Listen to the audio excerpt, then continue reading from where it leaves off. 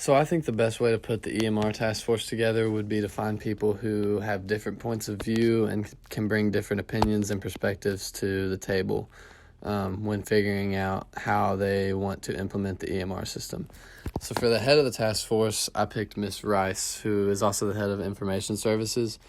In her discussion with Dr. Johnson, she seems to be the most enthusiastic about this project from the case study.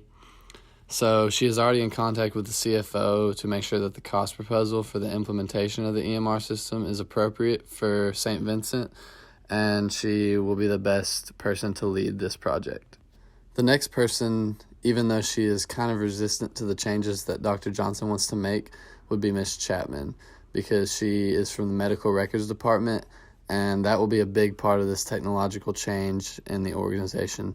So she could have people from her department lose their jobs because technology makes it easier and they need less people, and her department will be affected dramatically by this change. So she should be a part of the task force to give her opinion, and she will bring a different perspective to the table because she does not already agree with Dr. Johnson on making these changes.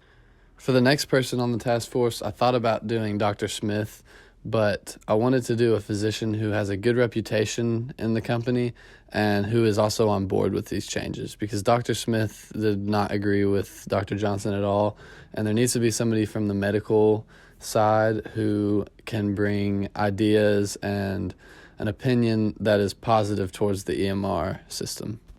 The next person will be somebody from the financial department, maybe a leader or somebody who knows what financially is going on in the company, because they need somebody to, all of these changes are going to be very costly, and they need somebody to give an opinion on what we can or cannot do regarding the input of the EMR system financially. The fifth and final person in the task force for the EMR system would be a leader in the administrative department.